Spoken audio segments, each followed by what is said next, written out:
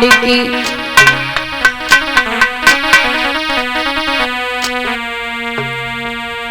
ओ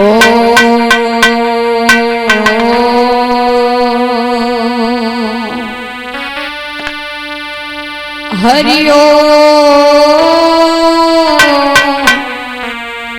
हरि हरि हरि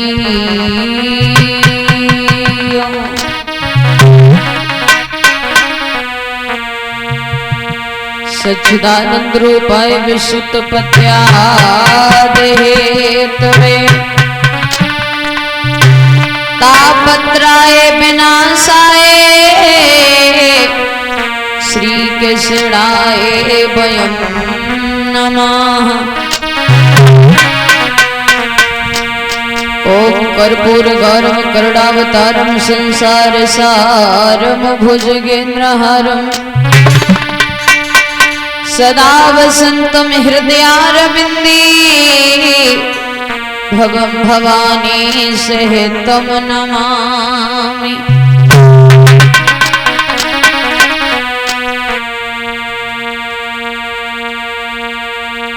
तो गजब की बांसुरी बजती है वृंदावन वसैया की, करूं तारीफ मुरली की या मुरलीधर कन्हैया की।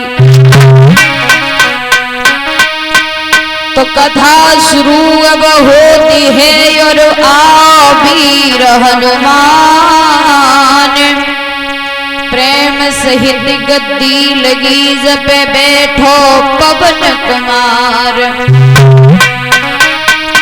पवन तने संकट हरण मंगल मूर्ति रूप राम लखन सीता सहित एजी हृदय वसो सुरभूप। तो राम नाम लेते रहो और जब तक घट में प्राण, कभी तो दीनानाथ के शोभनक परेगी कान। आए हो तो बैठियो ए जी कथा के गति अनुसार।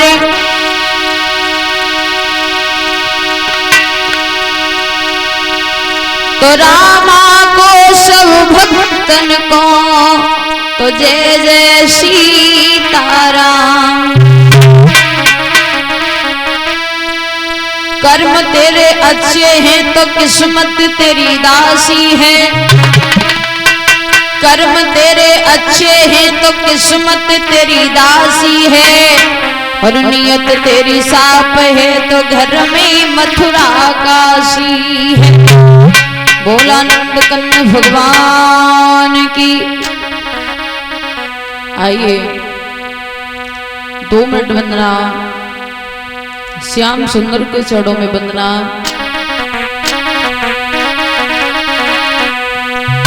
जहां ले चलोगे और वहीं मैं चलूंगा।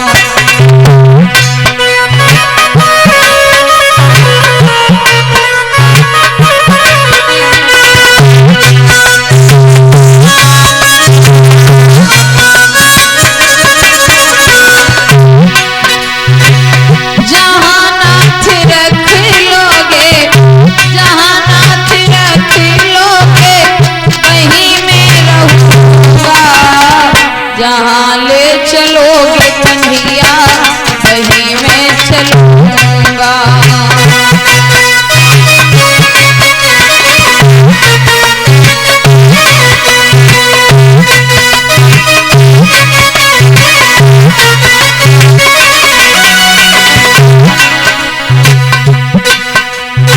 गहरी नदिया नाग पुरानी, गहरी नदिया नाग पुरानी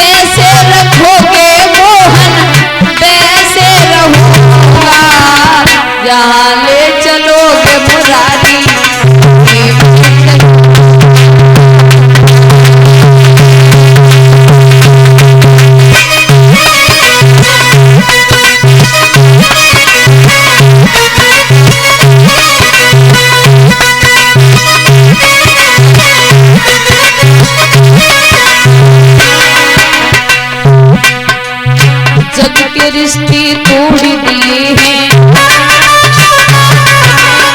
जग के रिश्ते तोड़ दिए हैं, तुमसे दामन जोड़ लिए हैं, जग के रिश्ते तोड़ दिए हैं, तुमसे दामन जोड़ लिए हैं। जैसे कहोगे मोहन, जैसे रखोगे मोहन, वैसे रहूंगा, जहाँ ले चलोगे कन्हैया मैं चलूंगा।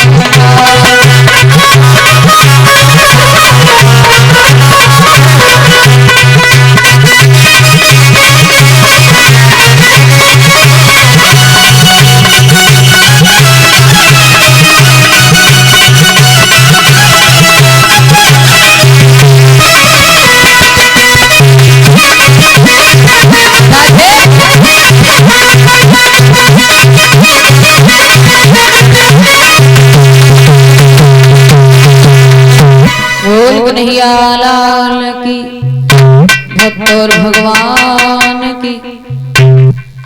आदरणीय समस्त श्रोता बंधुओं,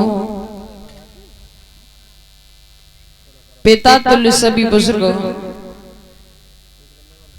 पृथ्वी को पावन करने वाली मां शक्ति, अर्चनीय वंदनीय पूजनीय सदगुरुदेव भगवान, कथा पांडाल में उपस्थित सभी भगवान के भक्त,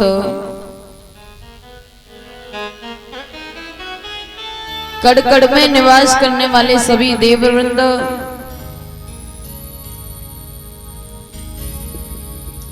आज आपके शुभ पावन गांव में पावन भूमि पर भगवान की पावनमयी चर्चा को चलते चलते आज कथा का पंचम दिवस यानी 5वां दिन है। और मैंने कल कहा था भगवान ने एक नहीं अनेक लीलाएं की और अनेक अवतार धारण किए। भक्त का जो भाव रहा भगवान ने उसी भाव में दर्शन दिया करके, क्योंकि जाकी रही भावना जैसी और प्रभु मूरत दिन देखी तैसी। क्योंकि जाकी जैसी भावना और ताई तैसो सुहाई, सबे नीम करो लगे ऊंट प्रेम ते खाए।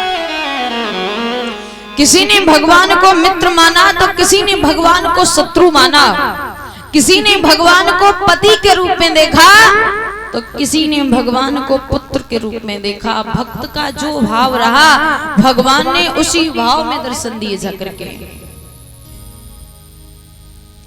जैसा कि मैंने कहा है, भगवान की कथा कहने को या कथा सुनने को 7 दिन क्या 7 महीने हो तो भी कथा पूरी नहीं हो पाएगी, क्योंकि कथा जो है वो अथा है, कथा अथा है। एक बात और ध्यान रखना दादा, विद्वान कहते हैं दुनिया में हर चीज झूठी है और हर चीज में शंका है। क्योंकि अभी आप कथा सुन रहे हो और हम कथा आपको सुना रहे हैं, ये जन्म मनुष्य का मिला है, मनुष्य की योनि मिली है, तो ये कोई बात क्लियर नहीं है कि अगले जन्म में भी यही योनि मिले। कोई पता है? कोई पता नहीं है। और ये भी नहीं पता है कि मनुष्य की योनि मिलेगी या नहीं मिलेगी, और ये भी कोई गारंटी नहीं है कि अगले जन्म में भगवान की कथा सुनने का मौका मिलेगा या नहीं मिलेगा। संतान होगी या नहीं होगी शंका की बात है। संतान होकर के पढ़ेगी या नहीं पढ़ेगी ये भी शंका की बात है। पता नहीं कैसी बुद्धि की निकले। संतान जब बड़ी हो जाएगी, संतान की शादी होगी या नहीं होगी ये भी शंका की बात है। ब्याह तो कर्मन के हिसाब से ही होने लगे, और शादी होकर के बहू घर में आएगी, वो तुम्हारी सेवा करेगी या नहीं करेगी ये भी शंका की बात है। लेकिन एक दिन मौत आएगी, इसमें कोई शंका नहीं है, क्योंकि जन्म और मृत्यु यही दो चीज जीवन के आधार हैं और यही दो चीजें सत्य हैं। क्योंकि दादा सबको पता है, आया है सो जाएगा, राजा रंग फकीर, कोई सिंहासन बंद गयो, कोई गयो बंद हो जंजीर। यहाँ कोई किसी से प्रेम नहीं करता, क्योंकि बाबा तुलसीदास लिखते हैं कसूर मुनि जन की और यही है रीति, और स्वार्थ लागे करें सब प्रीति। यहाँ बिना स्वार्थ के कोई किसी से प्रेम नहीं करता, क्योंकि दादा ये संसार ही स्वार्थ का है। और एक कवि कह रहे हैं कि व्यक्ति की इच्छाएं कभी खत्म हो ही नहीं सकती। अच्छा, कोई ऐसा दुनिया में आपको दिखता है जो सर्वगुण संपन्न और हर व्यक्ति की इच्छा पूरी हो गई हो? जरूरतें हर आदमी की पूरी हो जाती है, लेकिन इच्छा हर आदमी की पूरी नहीं हो पाती, क्योंकि इंसान की इच्छाएं कभी खत्म नहीं होती। तो कहते हैं विद्वान, संसार में सुख बहुत हैं। पहला सुख है शरीर का स्वस्थ होना, पहलो सुख निरोगी काया। पहलो सुख निरोगी काया, और दूजो सुख जग घर में माया, और तीजो सुख सुलक्षण नारी, और चौथो सुख सुत आज्ञा। पहला सुख है शरीर का स्वस्थ होना, क्योंकि दादा हमने देखा है काफी लोग ऐसे भी हैं दुनिया में जो पूरा जीवन लगा देते हैं, पूरा जीवन गवा देते हैं कमाई करने में, पैसा इकट्ठा करने में, शरीर का भी ध्यान नहीं रखते। न खाने का समय है, न सोने का समय है, क्योंकि इतना पैसा के पीछे आदमी भाग रहा है, शरीर को समय देने का भी टाइम नहीं है। इतना धन कमाता है, पूरा शरीर बिगड़ जाता है, बर्बाद हो जाता है, और पैसा तो कमा लेता है लेकिन शरीर को गवा देता है, और फिर इतनी बीमारी हो जाती है बुढ़ापे पर, वही पैसा फिर लगने लगता है शरीर को बनाने में।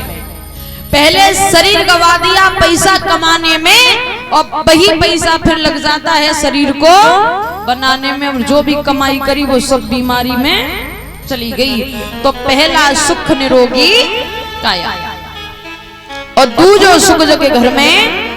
मैंने अभी कहा है इच्छाएं हर व्यक्ति की पूरी नहीं होती, जरूरतें हर आदमी की पूरी हो जाती हैं। इंसान वही है जितना हो उतने में ही तसल्ली करे कि हमारे पास तो इतना है। कुछ लोग तो संसार में ऐसे हैं जिनके पास पैर नहीं है चलने को, वो हाथ में चप्पल पहन के चलते हैं, उनकी भी कोई जिंदगी है क्या? तो दूजो सुख जग घर में माया, तीजो सुख सुलक्षण नारी। मैंने कल ही बताया है, जिस घर में पत्नी समझदार है, नारी सुलझी हुई है, वो घर स्वर्ग से कम नहीं है। क्योंकि भैया पति कितना भी बिगड़ा हो, कितना भी गवार हो, घर में यदि औरत समझदार है तो घर की नैया पार लग जाएगी। और वहीं पति कितना भी पढ़ा लिखा हो, कितना भी समझदार हो, घर की यदि औरत बिगड़ गई तो सुधारने वाला कोई पैदा नहीं होगा। पति कितना भी कमाए और पत्नी घर में यदि गवाने वाली आ गई तो वो पैसा ठिकाने नहीं लगने को। तो तीजो सुख सुलक्षण नारी, और चौथो सुख सुत आज्ञा। जिनकी संतान समझदार है, जिसकी संतान लायक है, वो व्यक्ति सबसे धनवान व्यक्ति है। कुछ लोग क्या करते हैं, खेती खरीदते हैं, प्लॉट खरीदते हैं, मकान बनाते हैं, बोले किसके लिए कर रहे हो? जवाब दिया बच्चों के लिए। मेरा तो कहना यही है, बच्चे के लिए पैसा इकट्ठा न करके यदि बच्चे को इस लायक बना दो कि वो खुद अपने पैरों पर खड़ा हो जाए तो ज्यादा अच्छा रहेगा। क्योंकि जिन्हें विरासत मिली है वो कभी सक्सेस हो ही नहीं पाई। और औलाद एक ऐसी चीज है जो समाज में सम्मान करा दे, और औलाद एक ऐसी चीज है जो समाज में जूता पड़वा दे। चर्चा बड़ी मार्मिक है, भगवान श्री राम का जन्म ठाकुरों के वंश में कैसे हुआ, आइए पावन नाम ताली बजा करके बोले, उसके बाद देखेंगे जहाँ प्रसंग चल रहा था।